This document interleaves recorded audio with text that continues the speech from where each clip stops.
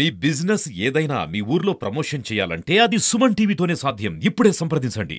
Hi hello నమస్తే welcome to Suman TV. నేను మీ ముద్దం విక్రమ్. ఇప్పుడు మన ఇంట్లో ఏదైనా సమస్య వస్తే సనాతన ధర్మాన్ని పాటించే వాళ్ళకి, అనుసరించే వాళ్ళకి దాంట్లో పరిష్కార మార్గం దొరుకుతుందని చెప్పేసి మన పురాణాలలో చెప్తా ఉన్నారు. అది కాకుండా ఇప్పుడు ప్రస్తుతం ఏమైపోయిందంటే ధర్మాన్ని అనుసరించే వాళ్ళు చాలా మంది పెరగడమే కాకుండా అనుసరించే వాళ్ళు కూడా చాలా మంది ఉన్నారు.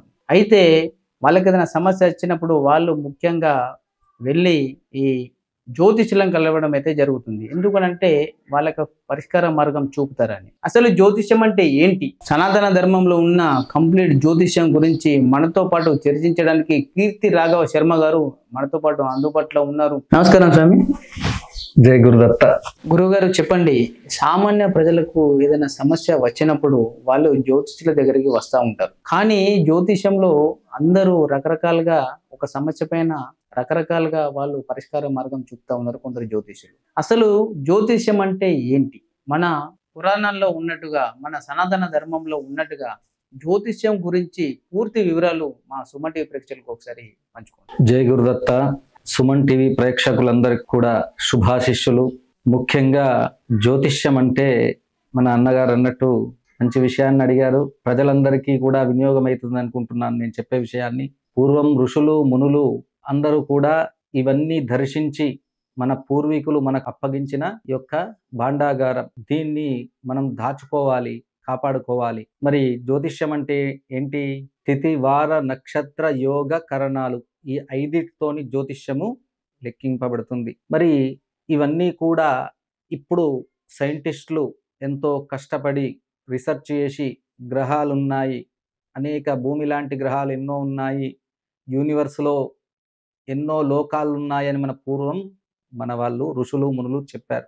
ఇవన్నీ వాళ్ళు తపశ్శక్తితో దర్శించారు, ఎన్నో లోకాలు ఉన్నాయని. మరి అటువంటిది ఇప్పుడు కూడా జ్యోతిష్యాన్ని అవహేళన చేసేటట్టుగా, దీన్ని తప్పుతో పట్టించేటట్టుగా ఈ యొక్క కమర్షియల్గా చేసుకుంటున్నారు. ఇదంతా కూడా మన శాస్త్రం చెప్పబడి లేదు. పూర్వం నుంచి మన సాంప్రదాయం ఎలా ఉందంటే విద్య వైద్యము ఉచితం ఉండే. ఈ జ్యోతిష్య విద్య కానీ వైద్య విద్య కానీ ప్రతి ఇంట ఆ యొక్క అందరూ తెలుసుకునే వాళ్ళు, ఆ యొక్క ఇవన్నీ కూడా పాటించి క్షేమంగా ఉండేవాళ్ళు.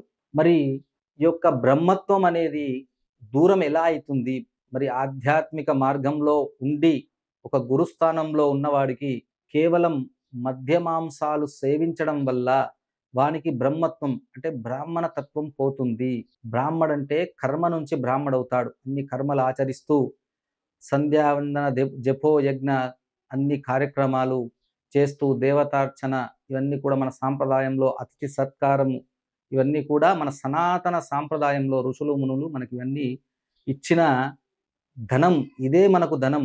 నిజమైన ధనం ఏంటి కదా అంటే పూర్వీకులు మనకిచ్చిన సంపదలు కానీ వాళ్ళు ఇచ్చిన ఆస్తిపాస్తులు ఏవి కదా అంటే వాళ్ళు ఇచ్చిన విద్య.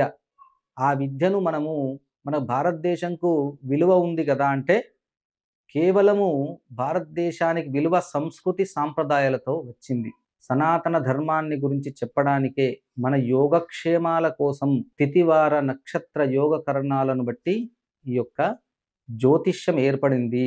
యూనివర్స్ కూడా మనం దర్శించినట్టయితే నక్షత్ర మండలము, అందులో ముఖ్యమైన నక్షత్రాలు 27 నక్షత్రాలు, ఆ యొక్క నక్షత్రాలు వారాలు, ఈ వారంకి ఈ నక్షత్రం కలిస్తే మంచిది, ఈ నెలలు మంచివన్నీ, ఇవన్నీ కూడా మనకు పూర్వీకులు చెప్పినారు. మన ఇంట్లో శుభకార్యాలు చేసుకున్నప్పుడు వీటితో ప్రారంభించండి, ఈ నక్షత్రం మీద చేసుకోండి, ఈ వారం నాడు చేయండి మంచిది, ఈ పని ఫలానా పెళ్లి చేస్తే ఈ వారం నాడు చేయండి, బారసాల చేస్తే ఈ వారం నాడు చేయండి అని ఇట్లా ఒక్కొక్క దానికి కొన్ని వారాలు మంచివి, కొన్నిటికి కొన్ని నక్షత్రాలు మంచివని ఆ యొక్క యజమాని, ఆ పుట్టిన వ్యక్తి ఎవరో ఆ మనిషి నక్షత్రాన్ని బట్టి అచ్చుబాటైన నక్షత్రం ఏంటో ఆ యొక్క తెలియజేస్తూ ఆ నక్షత్రానికి అనుగుణంగా జ్యోతిష్య శాస్త్రం లెక్క వేసి వాళ్లకు యోగక్షేమాలన్నీ కూడా తెలియజేసేవాళ్ళు. గురుగారు చెప్పండి, ఇంతకుముందు మీరు అన్నట్టుగా 27 నక్షత్రాలు, ఈ 27 నక్షత్రాలలో కొన్ని నక్షత్రాలు మంచి కొన్ని కాదు అని అంటారా? అసలు నక్షత్రాల ప్రభావం మనిషి జాతకంపై ఎంతవరకు ఉంటుంది? ఈ నక్షత్రం మంచిది, ఈ నక్షత్రం మంచిది కాదు అని అశ్విని నుంచి రేవతి నక్షత్రం వరకు మా అబ్బాయి ఈ నక్షత్రంలో పుట్టాడు, ఇది మంచిది ఇది మంచిది కాదు అనేది ఎక్కడ చెప్పబడి లేదు.